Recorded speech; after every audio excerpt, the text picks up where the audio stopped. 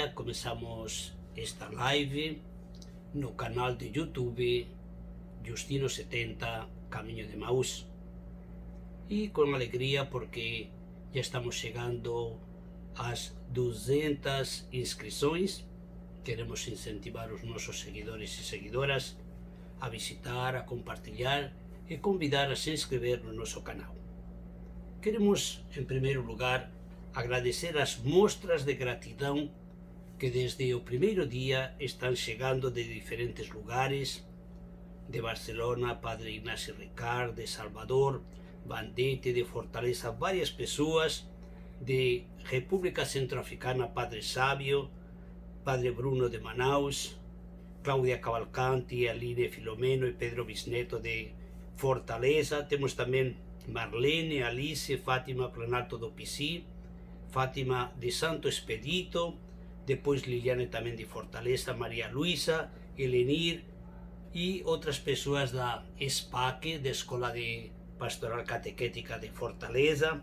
E assim, com esta gratidão por essa colaboração, por esse mostrar que a palavra de Deus vai cumprindo aquilo que promete e não volta com as mãos vazias, mas dá muito fruto. Queremos responder hoje a uma pergunta de Yuli Majara, de Manaus, que pergunta sobre aquele texto de Lucas capítulo 2, versículo 34-35, sobre a espada que vai traspassar a alma de Maria. Portanto, vamos assim ler agora esse texto e o contexto no qual está inserido. Vamos ler agora e podem acompanhar com a sua Bíblia Lucas capítulo 2, versículos 25 a 35. E havia em Jerusalém um homem chamado Simeão, que era justo e piedoso. Ele esperava a consolação de Israel e o Espírito Santo estava nele. Fora-lhe revelado pelo Espírito Santo que não veria a morte antes de ver o Cristo do Senhor. Temos aqui este perfil maravilhoso deste ancião, profeta, que vai dizer no seu cântico, segundo algumas expressões dos estudiosos, como a síntese da teologia lucana. Movido pelo Espírito, ele veio ao templo e, quando os pais trouxeram o menino Jesus para cumprir as prescrições da lei a seu respeito, ele o tomou nos braços e bendisse a Deus, dizendo. Temos aqui este cântico maravilhoso, o cântico de Simeão, e já temos outros 3 cânticos nestes capítulos 1º e 2º de Lucas: o cântico de Maria, o Magnificat, o cântico de Zacarias, e temos também o cântico dos anjos, o Glória a Deus nas alturas. E temos aqui este cântico de Simeão. Agora, soberano Senhor, podes despedir em paz o teu servo, segundo a tua palavra, porque meus olhos viram tua salvação, que preparaste em face de todos os povos, luz para iluminar as nações e glória de teu povo Israel. E aqui temos agora a profecia de Simeão, e aqui se inserta a pergunta de Mayara. Seu pai e sua mãe estavam admirados com o que diziam dele. Simeão abençoou-os e disse a Maria, sua mãe: Eis que este menino foi posto para a queda e para o soerguimento de muitos em Israel, e como um sinal de contradição, e a ti uma espada traspassará tua alma. para que se revelem os pensamentos íntimos de muitos corações.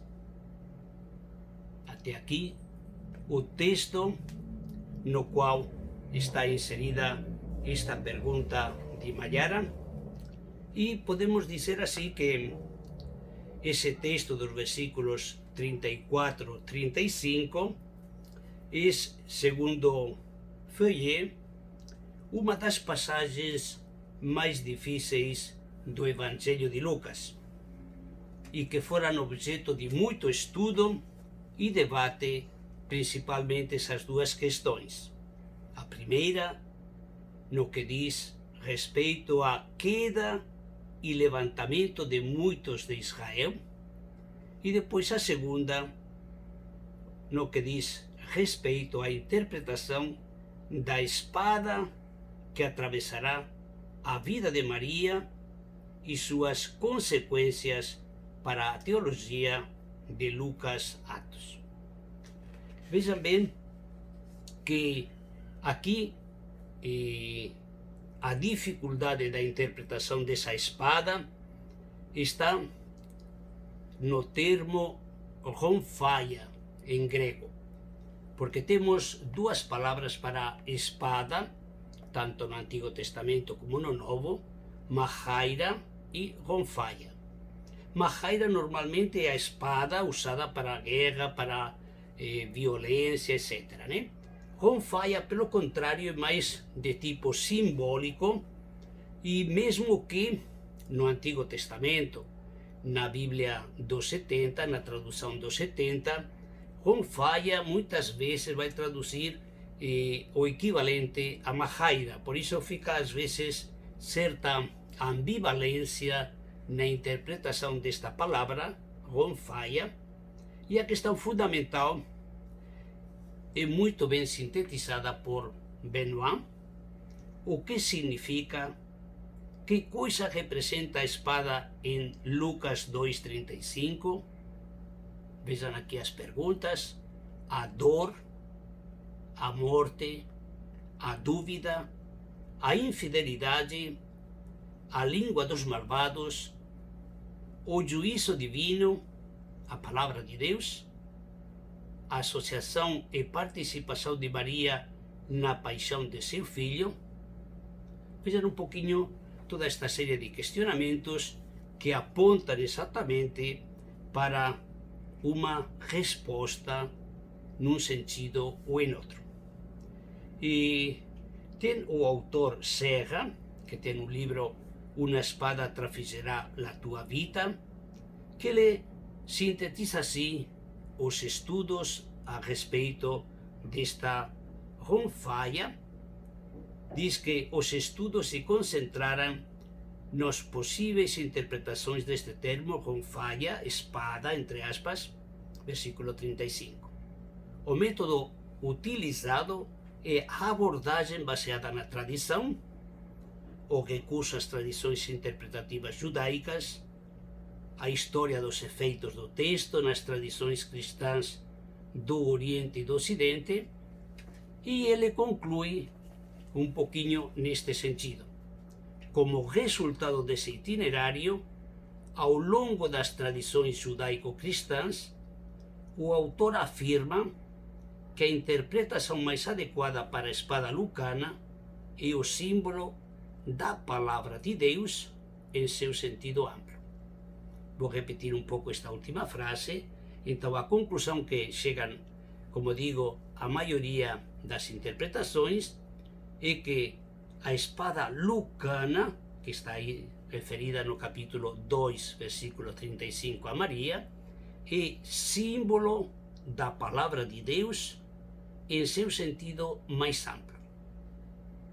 Vamos depois confirmar um pouquinho esta interpretação, que parece a mais justa, mas antes vamos indicar um pouco outras interpretações que deram lugar a algumas dificuldades, etc., e podem orientar ou desorientar. Em primeiro lugar, a interpretação sugerida por Orígenes.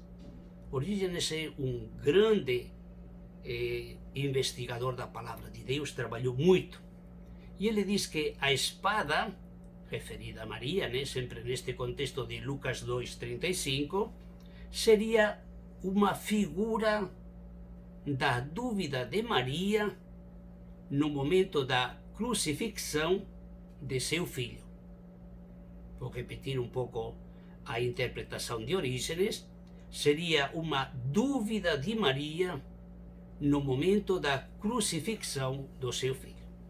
Mas esta opinião, esta teoria, não convence a maioria dos exegetas modernos. Vamos ver uma outra interpretação que se impôs ao longo da história, e a interpretação dada por Santo Agostinho. E diz que a espada representaria a dor da mãe aos pés da cruz, e foi bem recebida ao longo dos séculos.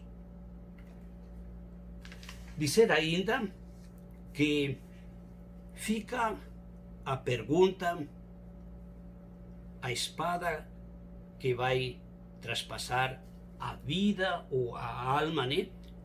A pessoa de Maria, significa somente dor, sofrimento, angústia no momento da crucifixão do filho, ou tem o segundo sentido que salientava antes aí o professor Serra, que a espada lucana, símbolo da palavra de Deus. Vamos dizer uma justificativa neste sentido, que eu concordo também neste sentido que ronfaia é símbolo da palavra de Deus. E temos aí no Antigo Testamento vários textos, por exemplo, Sabedoria 18, 14, 15. Vou ler este texto de Sabedoria 18, 14, 15, que nos coloca um pouco nessa linha, quando um silêncio profundo envolvia todas as coisas e a noite mediava o seu rápido percurso, tua palavra onipotente lançou-se, guerreiro inexorável, do trono real dos céus para o meio de uma terra de extermínio. Trazendo a espada afiada de tua ordem irrevogável, deteve-se e encheu de morte o universo. De um lado tocava o céu, de outro pisava a terra. Temos aqui esta espada afiada que fala da palavra onipotente, que como guerreiro inexorável. Então temos que cuidar aqui os dois elementos, a palavra de Deus, e como espada afiada e guerreiro inexorável é um primeiro ponto, um primeiro texto que aponta a essa possibilidade da espada ser referida não a esse elemento cortante, aunque se pode comparar esse elemento, né? Mas a palavra de Deus, que simbolicamente pode ter esse sentido de penetração profunda. O segundo texto está referido no capítulo 49 de Isaías, no segundo cântico do servo. Diz assim: desde o seio materno, Yahvé me chamou, desde o ventre de minha mãe, pronunciou o meu nome. De minha boca fez uma espada cortante, abrigou-me à sombra da sua mão, fez de mim seta afiada, escondeu-me na sua aljava. Vejam aqui, de minha boca fez uma espada cortante. Portanto, temos aqui um simbolismo, uma metáfora que vai além desse instrumento que serve para guerrear, ou para ferir, ou para matar. Da minha boca, portanto, faz referência a essa palavra de Deus, que tem essa característica, sim, de penetrar o mais profundo da pessoa humana. Temos depois também outro texto na carta aos Efésios, capítulo 6, versículo 17, né? Vamos ler os versículos 14 a 17 desse capítulo 6 da carta aos Efésios. Portanto, ponde-vos de pé e cingi os rins com a verdade, revesti-vos da couraça da justiça e calçai os pés com o zelo para propagar o evangelho da paz, empunhando sempre o escudo da fé, com o qual podereis extinguir os dardos inflamados do maligno, e tomai o capacete da salvação e a espada do Espírito, que é a palavra de Deus. Vejam, aqui temos neste capítulo 6 da carta aos Efésios umas imagens que apontam, podemos dizer assim, aqueles elementos, aquelas ferramentas que servem de proteção para o ataque, etc., etc., mas estão todas elas usadas no sentido simbólico para o combate espiritual, para o compromisso cristão, etc., né? Veja na última expressão: tomai o capacete da salvação e a espada do Espírito. Então não se trata de empunhar qualquer espada, mas a espada da palavra de Deus. Aqui afirma diretamente a espada do Espírito, que é a palavra de Deus. E aqui temos já uma referência a Hebreus, capítulo 4, versículo 12, onde diz que a palavra de Deus é como espada de duplo fio, etc., etc., que penetra profundamente até os sentimentos, emoções mais profundas do coração humano, né? Então, vejam aí, está apontando já espada sim, mas espada do Espírito, espada que é a palavra de Deus. Vamos ver a última referência que encontramos no livro do Apocalipse. Temos 3, 4 referências e algumas pessoas interpretam literalmente esse conceito, porque diz que está usada a palavra no conceito de ferir, etc., etc., mas vamos ver um pouquinho em que medida isso é certo, ou podemos ver outro sentido que depois vamos explicar. Em primeiro lugar, temos Apocalipse, capítulo 1, versículo 16. Antes de ler, vou dizer que temos aí a primeira visão do Apocalipse, uma visão maravilhosa do capítulo 1, versículo 9 até versículo 20, que ilumina toda a realidade do Apocalipse. No versículo 16, na mão direita ele tinha 7 estrelas, e de sua boca saía uma espada afiada com 2 gumes. Sua face era como o sol quando brilha com todo o seu esplendor. Então vejam aí as 7 estrelas que representam os anjos das comunidades, os responsáveis, os animadores, etc., né? E de sua boca saiu uma espada afiada com 2 gumes. Da boca do ressuscitado não podemos imaginar literalmente que saia uma espada para ferir.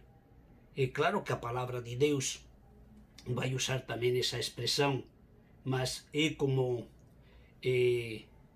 o cirurgião que vai usar, né, para fazer a cirurgia, mas para sarar, para oferecer vida, para oferecer esperança, para oferecer uma, poderíamos dizer assim, uma palavra de ânimo, de salvação, de gratidão, de misericórdia, de perdão, etc.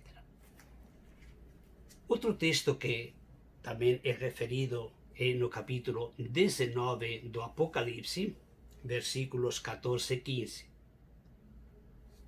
os exércitos do céu acompanham-no em cavalos brancos, vestidos com linho de brancura resplandecente. Da sua boca sai uma espada afiada para com ela ferir as nações. Ele é quem as apacentará com um cetro de ferro. Ele é quem pisa o lagar do vinho do furor da ira de Deus, o Todo-Poderoso. Um nome está escrito sobre seu manto e sobre sua coxa: Rei de Reis e Senhor dos Senhores. É interessante que o versículo 13 diz assim: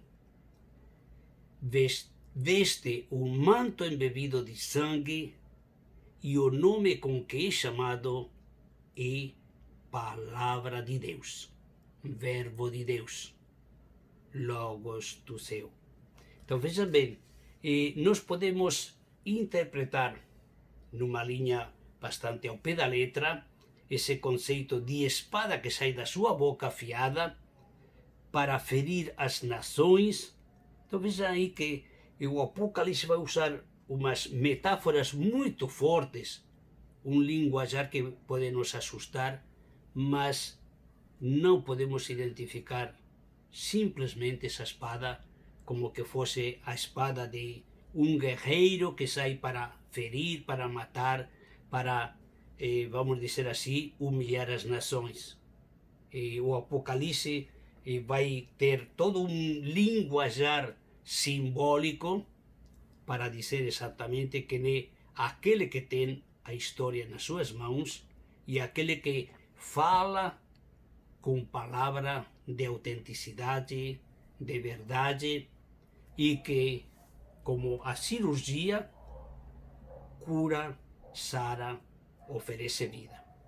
Portanto, concluímos aqui que essa espada que vai traspassar o coração de Maria pode ter um duplo sentido, pode, sem dúvida, significar na linha de Santo Agostinho a dor, o sofrimento de participação no mistério pascal, na crucifixão do seu filho, etc.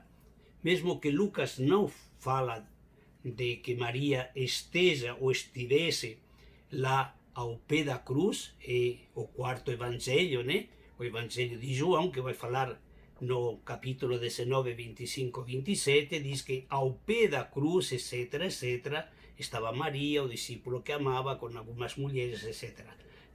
No evangelho de Lucas não temos esta tradição, mas, sem dúvida, esta espada que vai traspassar a vida de Maria pode muito bem significar um pouquinho essa dor de Maria enquanto associada à salvação do seu filho Jesus.